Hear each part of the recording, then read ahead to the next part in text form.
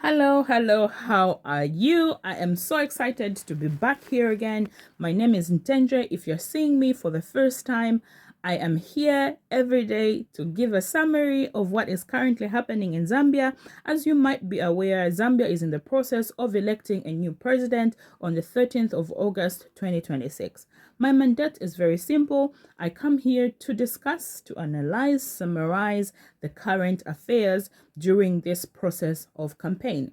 And today it was brought to my attention that a statement was released by the ECZ. The ECZ is the Electoral Commission of Zambia. This is an independent body that was established under the Article 229 of the Constitution of Zambia, whose main mandate is to manage elections and ensure they are conducted fairly, transparently, as well as peacefully.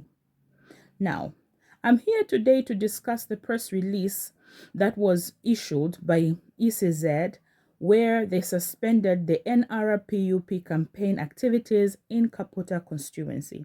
As you are aware, there was a dispute that happened amongst UPND members.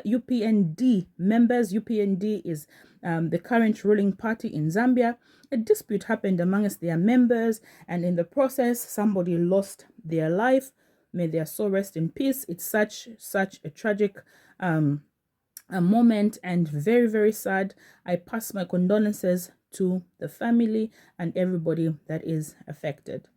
So following that incident that happened, the ECZ decided to release or to issue a suspension to the NRPUP party, saying they were hugely involved in this whole incident. Therefore, the campaigns in that constituency have been suspended. Now, we did mention that the ECZ has three main mandates, and their main mandates is to make sure that the elections are conducted fairly, there's transparency, as well as the elections should run peacefully. Now, today we're going to discuss if at all the ECZ is doing what they are supposed to do, if they are following the very things that they are supposed to do. Today, most of the Zambian people are very worried and are losing confidence in the ECZ. When you talk of fairness, what happened in Kaputa is very unfortunate. However, a similar situation happened in Magoye, in Mazabuka, and we did not hear anything after the incident. A named party was mentioned. UPND members were actually involved in the case that happened in Magoye. However, nobody was arrested. We did not hear anything at all. There was no update that was given.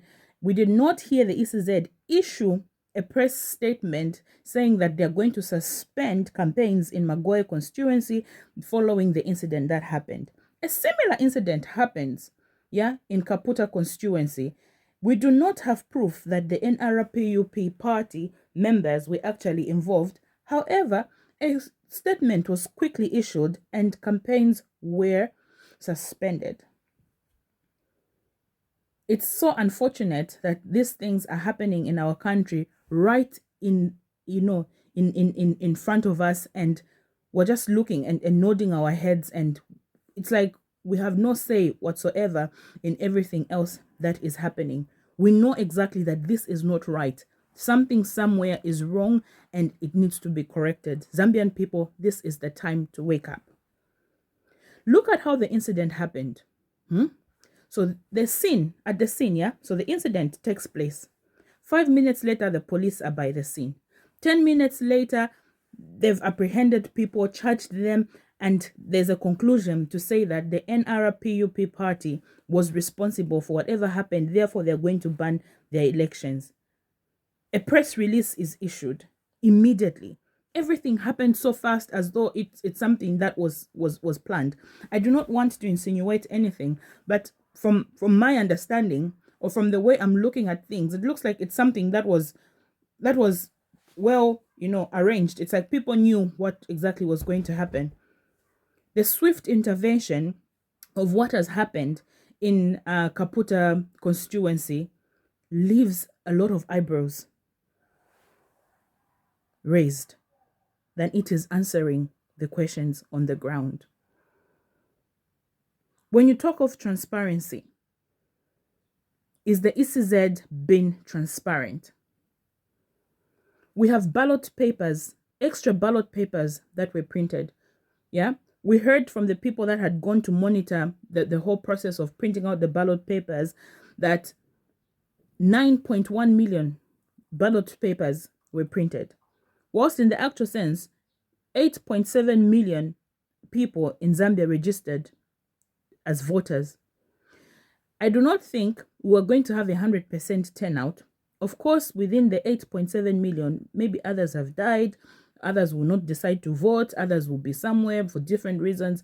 Not all the 8.7 million people are going to vote. So why should we get an extra 400,000 ballot papers? What are they for?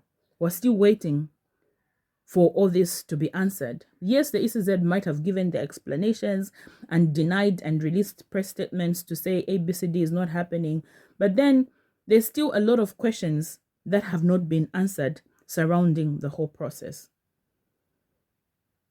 There was issues of the security features on the ballot papers that the ECZ was not ready to tell us about. So if they can tell us, security features on our currency, on our money, on our kwacha paper money, what would stop them from telling us the security features that they have put on the ballot papers? Isn't it that once they educate us on those security features, even as we go to vote, we'll make sure that the ballot paper has those security features, and those will help us know that these are actually genuine security features that were put by the Electoral Commission of Zambia. So it still brings me back to my question. Do you think there is transparency at the moment with the Electoral Commission of Zambia during this whole campaign process and everything else that is happening? Thirdly, their mandate is to make sure that the whole process is carried out peacefully. I just saw a statement by the Vice President Mutalena Lumango, who will be paying what she calls an official working visit to Luapula province. She's mentioned the districts that she's going to visit, and that she's going to meet all the civil servants, the leaders, the chiefs, and the like. To me, it's a campaign. She is simply going to campaign.